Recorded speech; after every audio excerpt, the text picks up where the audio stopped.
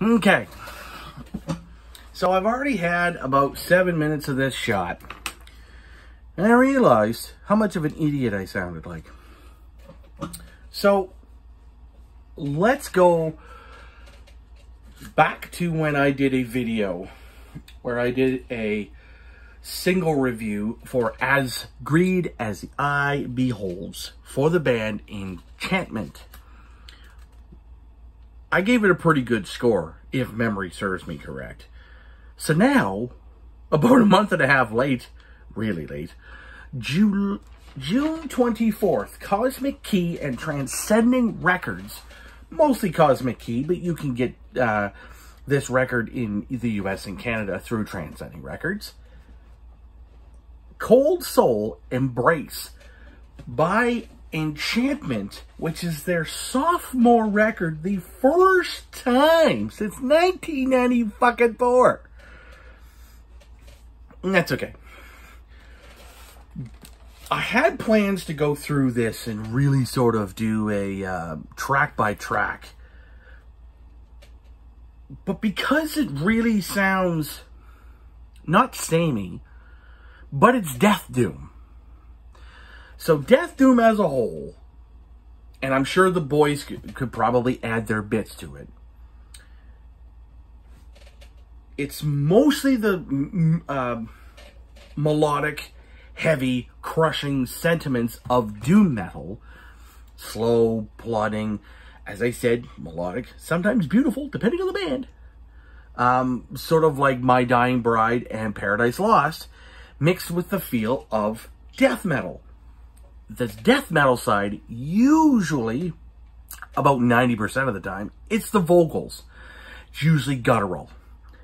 But there are also sections in some songs where it's driving, it's pounding, and it's not as technical or fast, but it's got that angry sort of sensibilities like Obituary. Enchantment, who consist of, and I just got clarification from Mr. Mark Gibson, or Mark G with a C as we know him on YouTube. So the band features Steve Blackmore. Yes, I'm flipping a page because I have notes in my book, but I still go off like on tangents as I usually do. Steve Blackmore on guitars, Mark Tierney on bass, Mark on guitars, and Paul Jones on vocals. And the session drummer for this, because I was just told they don't have a drummer because for some reason I thought they had one, but you know, so the drummer for the record was Aidan Baldwin. Now, because last time I actually forgot the fucking title of the single, As Great as the Eye Beholds. Now, I've written them all down in case I forget. Because, you know, age, right? Yes, I'm aware that the band Enchantment is older than I am. So, As Greed as the Eye Beholds, a swan-like duet, I'll come back to that in a bit, Painting Amongst the Feathers, okay, Of Glorious Vistas Forgot, The Wake of Hollering Tides, In a Cello-Felt Glare, The Beauty of Liars, and last but not least, One Jump of the Sun. Each individual, when I think of each song, so I'll go back to the start. As Great as the Eye Beholds, it's melodically crushing. It's the first single off the record, and it's got some of the best lead lines and just really slow, doomy fucking riffs and musically well written. Swan, or a swan-like duet. It's got this really sort of snappy kind of rim shot type of intro, and then of course it gets into the heavier bits after. Again, you know, Painting Amongst the Feathers, melodically crushing. Glorious of Glorious Vistas Forgot. It's got this really sort of orchestrated intro, and I'm like, wait, where's these fucking violins coming from? Why are these here? Well, it fucking works into the song. Because once you're done with the orchestrated parts at the intro, it's got this really driving death to it. It's really got that sort of obituary feel to it, but the beauty of Paradise Lost as well as My Dying Bride.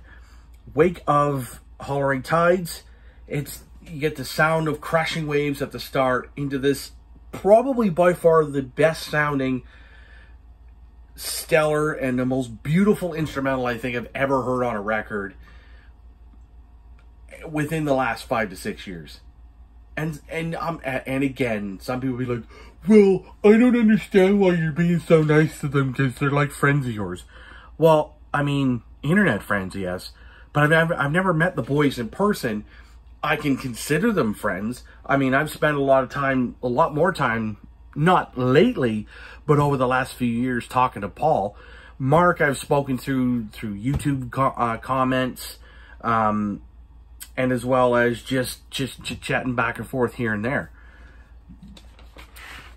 Now, moving on to the rest of the record, we have In a Cello Felt Glare.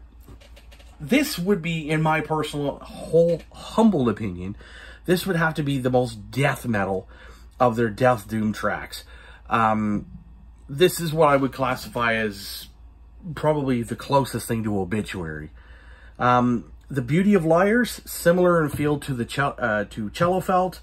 And last but not least, there's a very clean, almost acoustic type of intro for One Jump of the Sun. And then it goes really into this sort of very mellow and groove-laden riff. As a whole, this record is extremely well written. If you look at My Dying Bride, again, Paradise Lost, and Obituary, if you take those three bands, Paradise and My Dying are more similar, but when you add the Obituary in there, you really can get exactly what Enchantment are trying to do here. And I listened to Death Doom. I've actually started listening to a lot more death metal lately, and a bit of Death Doom has creeped in there. I think with what these guys are doing, when you combine those three major label bands into one, you literally get Enchantment. What Mark and Steve were able to do guitar wise is some of the best, like I said, some of the best I've heard in a long ass time. Is there anything I would nitpick about it? No. Maybe more of the death in there, maybe more of the maybe more chug. But again, I'm not in the fucking band. I don't write the songs. But what I do know is the guitar tone on this, the bass, and the drums, even though it's a session drummer, Mark Tierney's bass is sounding fucking phenomenal. The drums really add extra atmosphere to it. When you get to the vocal still sounds almost similar to what it did on Dance the Marble Naked, but it's aged like fine wine. Then what Paul does is he throws in this fucking spoken word and he does it quite a bit. Like you'll even get the growl and the fucking spoken word at the same time, sort of kind of like clashing, but not. It's sitting very nice and even with the fucking mix, and it's just like, how the fuck did you... I'm thinking to myself, like, how the fuck did you guys do this? And make it sound that fucking good. I don't even know where this record was produced, but holy shit. Like, when you put the record on, whether you stream it, put the cassette, the CD, the vinyl, it doesn't fucking matter. Whatever you happen to do, I'm fucking telling you, if you get the chance, do it. I'm not fucking kidding. This has been the most anticipated record that I've been wanting to review, even though I'm doing this about a month and a half fucking late almost. Because, you know, I get into my own head about things and summertime's fucking hot, as I said in my other video. But regardless, to sit down, I haven't really been in the mood to sit and just fucking to do this. But the last couple days, I'm like, you know what? Since I've been listening to more and more death metal, I'm going to go back and give this a fresh listen because I hadn't listened to it in about a month. And I'm like, Jesus Christ, this is fucking good. Like, this is actually better than when I first heard it. And here's the thing. On first listen, I loved it then. I'm loving it more now because I'm listening to things and I'm hearing different things and I'm appreciating it more from the standpoint of how fucking good, well written it is. Production is fantastic. I don't know. I mean, I think this. If memory serves me correct, I think the band recorded it themselves, and it's just like